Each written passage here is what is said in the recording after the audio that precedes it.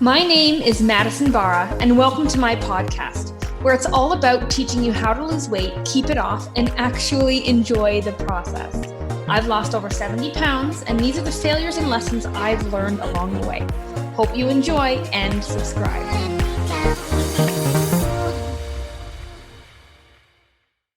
Today, I am going to cover the principle that gave me the biggest weight loss breakthrough that I've ever had, and I use it with every single client going forward now in my coaching business. Now, this is not only going to make weight loss easier for you, it's going to make weight loss more fun and enjoyable. And even beyond that, okay, believe it or not, this principle is actually going to change the way you show up in your marriage, with your children, with your career. It's going to help you in every single aspect. That is how crazy what I'm about to teach you is. If you listen to this, okay, so let's dive right in and get to know what this is. So this is a principle that I've created, and it's based off of the gap versus gain theory, which I don't remember who created it, but basically my theory is called the trials versus triumphs, okay? And if we look at our weight loss journey as a line, okay? So we have a straight line just like this, okay? And you are in the middle right now. If you are where you are currently, you are in that middle, right? So let's say if you're 200 pounds, that's where you are sitting right now. And if you look to the left of the line, that's going to be everything that you've tried before, okay? So this is your past. And if you look to the right of the line, this is your future, okay? And the very, very end of the line on the right is your goal. This is your end goal where you want to end up, okay? That dream goal. Now, the way most women tackle their weight loss journey is they are sitting right in the middle of this line where we currently are right now, and they look back at their past and they say, okay, oh my gosh, I tried so much, right? Here's keto, and here's fasting, and here's counting calories, and here's starving myself, and here having a gym membership, and oh my God, I tried all of this stuff, but I'm still here. I put in all of this effort. I wasted all of this time. I spent all of this money, but I'm still here, which is not where I want to be. And so they have this almost resentment. Maybe you know what I'm talking about. You have this feeling of resentment for your journey and for your past weight loss. Whether you've always struggled with your weight loss, whether you've been up and down with your weight, whether you've lost weight before but you gained it back, there's some type of resentment that you had to go through your journey. And, waste time, waste this, do this. And so we are unhappy, not only just because we are overweight, right? I remember before I lost my 80 pounds, I felt gross, I felt disgusting, I felt heavy, I felt tired, I felt not confident, like I was always hunched over trying to hide my body. So not only did I just feel uncomfortable with where I was also mad with where I came from. I was also resentful of everything that I went through to still end up here. Still ending up here. I'm still mad about it, right? And so we have this resentment, okay? Resentment for our past. And then we take that resentment and we're going to place it on the right side of that line for our future. So not only have we done all of this to only end up here or end up back here, we now still have to do, let's say you want to be 150 pounds and you're starting 200 pounds. Well, now you have to lose your first 5 pounds. And then you still have more weight to go. And 20 pounds, then you still have more weight to go. And even if you lose 30 pounds, you still have 20 more pounds to go. And so we end up resenting the past here. And then we end up resenting what the future is going to have to look like in order to end up here. And so instead of this just being like a game of like, what goal can I reach next?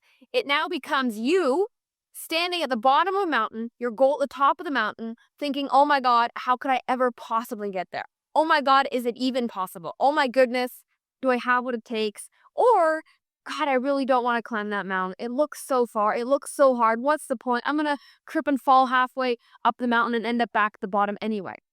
So this weed theme of being resentful and feeling like you wasted your time, it is now present when you look at your past, and it is present when you look at the future and what needs to get done. And you've basically, and I've seen this time and time again in everyone that I coach, you've now created a deficit. So there is always going to be this huge gap between where you are and where you want to go. And if there's always this gap, if every time you get a goal and it seems so far away, you will never close that gap because it seems too far to even try. You get discouraged before you even start. And that is why I see so many women losing motivation. They struggle to be disciplined. They struggle to be consistent. And then they ask themselves, what's wrong with me? There's nothing wrong with you. You have discipline. You have motivation. You have consistency. I promise you do. It's just the way that we set our mind up over the years because of this little diagram I've created. We've now built this huge gap that any logical, rational person would never want to tackle because it seems impossible based on what we've done and how we're looking at it now. And so we've created this huge deficit that is counterproductive to us actually being successful. Okay? It's kind of like, if you're going on a road trip and your gas tank is only half full, and then the entire road trip, you're obsessed about running out of gas. You're obsessed and you stop at every gas station along the way and fill up with $2 of gas just to make sure.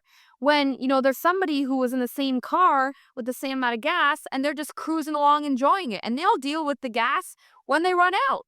And you're so hyper-focused around a problem in the future that's not even there yet that you can't even enjoy your road trip. You can't even enjoy your weight loss journey. And can we just be real for a second? How long do you think you can actually be on a health journey if you don't enjoy it? Like, can we be honest? If you're not enjoying your journey of health, of weight loss, which by the way is a forever journey, like we're supposed to be healthy from now until the day that we die. So it's something you never get to stop doing. And if you never stop doing it and you hate every second of it, it will be an uphill battle, and it will be like trying to climb that damn mountain. And then you're going to trip. And when you trip, it's not like you're tripping on a flat surface and you can catch yourself. You're tripping and then you're falling off of a freaking mountain. Do you see? It's not you. There's nothing wrong with you. You're not missing anything. It is simply how we've been looking and perceiving our journey. Okay? And it's by being resentful. So we have to turn that resentment into what I call rejoicing.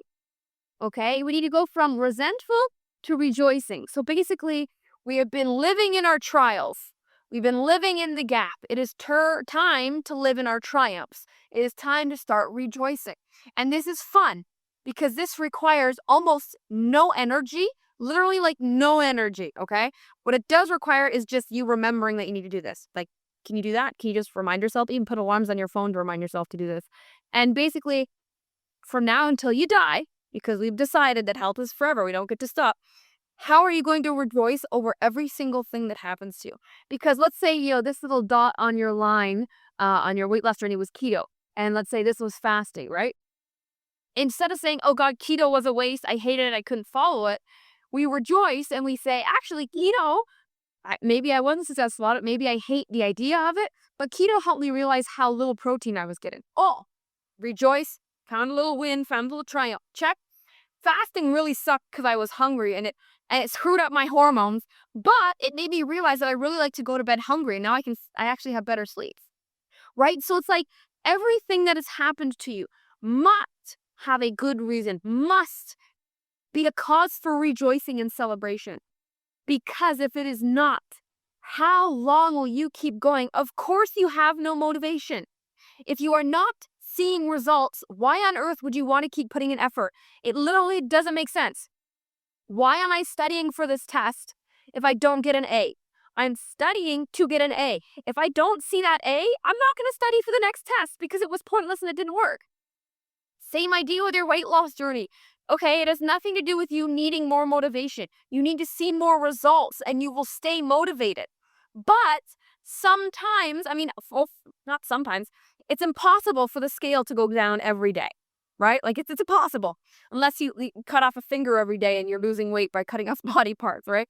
But it's impossible for the scale to go down every day. So in between scale wins, it is your job to celebrate and find wins, to rejoice over silly things or what you think are silly but actually aren't. I don't think there's such thing as too small of a win. I really don't. Like, I cut my nails today. Ooh, self-care. I plucked my unibrow today. Woo, self-care. Like, rejoice, celebrate, make it a big deal because that is how you stay motivated, okay? And that is how you close the gap.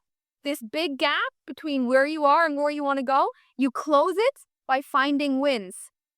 proving to yourself that you're seeing progress, proving that you are continuing to move forward and grow, proving that you are continuing to put your health first instead of saying, screw it, I'll just wait until next Monday, like we always say. So by proving to yourself with the smallest of wins, even if you can't muster up a big win, right? Like I meal prep this week, that's a big win. What if we can't have that? Okay, what if I did one squat while I was brushing my teeth? Right? What if I had broccoli with my pizza?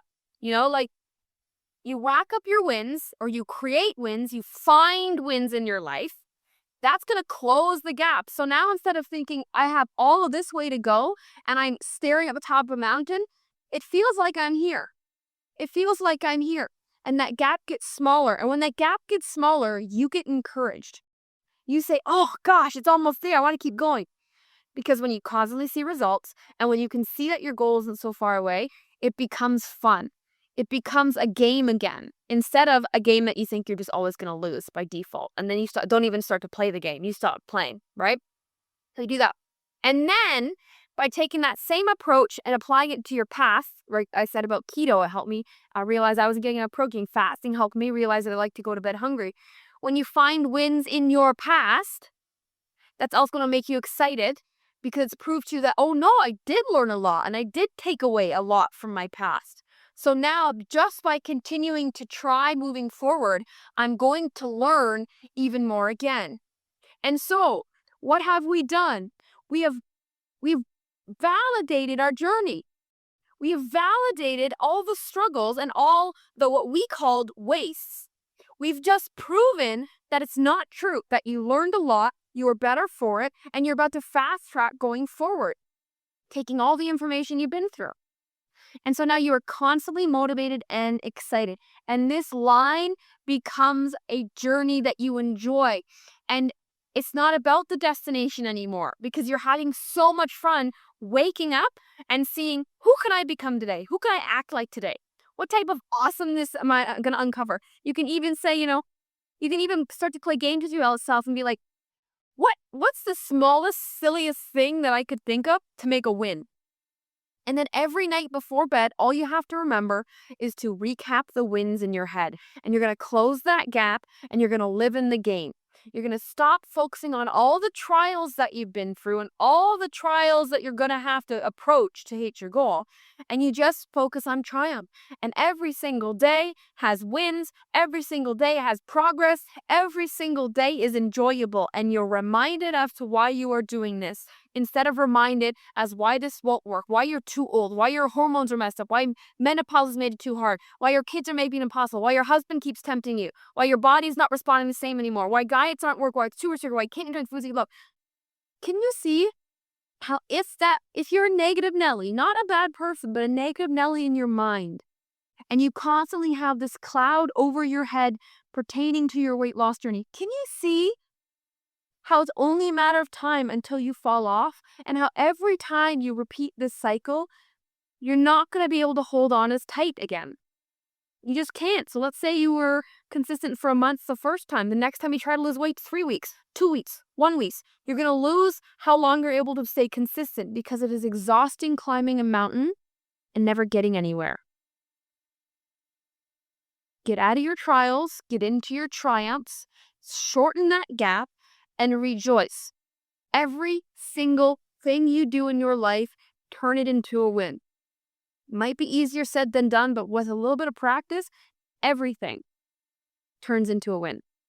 And when you are winning, like think about this, like close your eyes. If I told you everything you did today was a win towards your weight loss journey, even if you didn't believe me, what if I said, yes, without a doubt, everything that happened today was a win. And I'll tell you how, I'll tell you why. And then we twist it so it sounds positive and like we learned something and we got something right. If we did that every single day, don't you think you'd be a little bit more happy, a little bit more proud, a little less anxious, a little less nervous, a little less discouraged, a little less disappointed, a little more excited to jump out of bed and eat the healthy food and get the workout in, or maybe not even have excitement but don't have the discouragement to not do it, and we're not dragging our feet anymore? Like this is how you get rid of dragging your feet. If you're somebody that can't get yourself to work out, it's how you stop dragging your feet. Because you're on this line no matter what. And you are where you are right now no matter what. That doesn't change tomorrow. And so you might as well change how you are viewing it in order to speed up your process more. This isn't some frou-frou manifesting mindset hack that sounds good in theory. This is something that I've tested with myself time and time again. I have never been more content, more excited, more happy with my entire life than I am right now. And it is not because I've reached all my goals, because let me tell you, there are more goals I haven't reached than I have reached because I have high standards for myself, as I'm sure you do. We're our biggest critics, right? But I am the most happiest I've ever been because I have found the wins in my everyday life that show me I am doing this and that it is working and that I should continue to do this. And so I urge you to practice this, okay? And don't just practice it, become an expert of it. It is not hard to do. Don't waste your time Googling what superfoods are going to target my belly fat. Do not waste your time with that. There's literally not a principle, a theory, a scientific study. There's nothing out there that is going to give you more of a benefit for your weight, your health, your life than this tactic. I guarantee it. It has changed my life. It has changed the lives of the women that I've coached. And if I let you in on one of the things that I've actually learned recently and really taking to heart is, everybody says they want to be happy, but nobody's taught how do you achieve happiness. And then if you achieve it, how do you maintain happiness, right? And the only reason we know what happiness feels like, or that we can say, yes, that's happy, is because we know what sadness feels like. And so happiness is the opposite. And by contrasting the two, we know the difference. And so I don't think actually life is about being happy. What I've just come to realize, and I'm really looking forward to exploring this, is that if you want to live a happy life, it's about living an exciting life. Because excitement, you know how to get. Excitement are big peaks in happiness, right? Because we can't be happy forever. That doesn't make sense, because then by default, if this is our line, happiness then becomes sadness, because there's no differentiations in emotion. Excitement is the key to happiness. How do we have excitement? Well, of course, we go on adventures and we schedule exciting things in our lives. But I think it's just about making silly things exciting again, right? Dance parties with the family on Friday nights. That's exciting, right? Trying out new recipes, going on a new hike, right? Getting a puppy, losing 1 pound is exciting. Like, start bringing way more excitement into your life. Way more. And I guarantee you can't help but lose weight. Seriously. It's crazy. And not everyone thinks to look in this area. They're all like, what do I need to eat? How much do I need to exercise? What about my sleep and my hormones, right? And yes, those are so important. And yes, of course, I have tons of videos and tips and tricks on how to eat healthy and speed up your metabolism and what workouts are right for you. Of course, that stuff's important. But none of it matters. And none of it will last if you don't get this part right. And above that, you're not going to enjoy your life and your journey, which is why you want to lose weight in the first place, so we can live a better life. But what if we just fix our body, but we don't like our life? What was the point? And so, take anything away from this journey. You need to turn that resentment into rejoicing. You celebrate all your small wins, no more trials. Every day it's all about triumphs. And start to create excitement in your life. Everything will change. If you found this podcast valuable, I hope you can leave a 5-star review. And if you want to learn more about how to lose weight fast and for good, visit Tremera.com. Thank you for listening, and make sure to subscribe so you don't miss another episode.